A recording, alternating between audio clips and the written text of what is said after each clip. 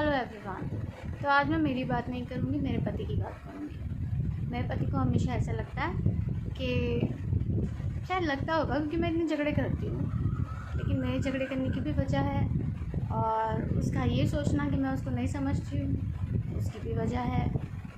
बताती हूँ। मेरे पति एक एथलीट है। मैं यूपी में रहती हूँ, वो भी यूपी से ही है, तो वो यूपी के लिए ही खेलते हैं। यूपी स्टेट से 3 मेडल, बहुत सारे पहले भी मेडल होंगे, लेकिन जब से मैं आई हूँ 1 साल में ये 3 मेडल हैं यहाँ पर। और मेरे झगड़े करने की क्या वजह है कि मेरी शादी हुई मुंबई में हुई थी। मुंबई से आने के बाद 2-3 दिन में ही वो चले गए थे क्योंकि उनको उनकी प्रैक्टिस नहीं छोड़नी थी, इसलिए चले गए। तो मेरे 1 साल में हम 5 बार मिले होंगे, 5-6 बार, कभी 1 दिन के लिए, कभी 2 दिन के लिए, कभी 5 दिन के लिए। तो मेरा दुख ये है कि वो मुझे मिलते नहीं और उस चीज़ को मैं झगड़ा करती हूँ। तो मैं मेरा एक्सप्रेस करती हूँ कि मुझे टाइम चाहिए, तो उसमें मेरी गलती नहीं है, हर वाइफ ये चाहेगी। हाँ, और मेरे पति भी गलत नहीं है। जहाँ वो बोलते हैं मैं उनको बोलते तो नहीं है, लेकिन समझते होंगे कि इतने झगड़े करती मुझे नहीं समझती।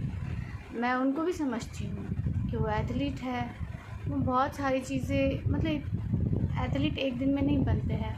इतने सालों का जो उन्होंने दिया है उनके गेम में, तो फिर मैं अभी वो मतलब फिर इतनी सारी सीढ़ियाँ चढ़ ली, 1 सीढ़ी बाकी है, 2 सीढ़ी बाकी है। इस होप में वो आज भी अपना कर रहे हैं। मतलब हर एथलीट का सपना होता है जब भी वो ज्वाइन करेगा तो ये होता है हम इंटरनेशनल खेलें। तो बस एथलीट्स पागल होते हैं, उनके सर में या सर के ऊपर जुनून सवार होता है इंटरनेशनली खेलने का। लेकिन मैं सच्ची बताती हूँ, हम एथलीट्स को पागल भी नहीं बोल सकते और पागल भी बोल सकते हैं। पागल इसलिए नहीं बोल सकते क्योंकि उनके ही पागलपन में वो दुख ही इतने ले लेते हैं, अपने परिवार से दूर रहते हैं।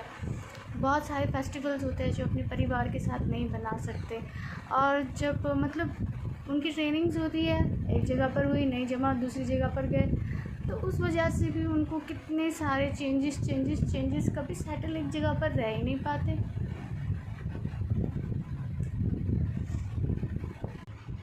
ये मेरे पति के मेडल्स हैं और वो जो एथलीट स्पाइक्स पहनते हैं जो मेरे पति के हैं।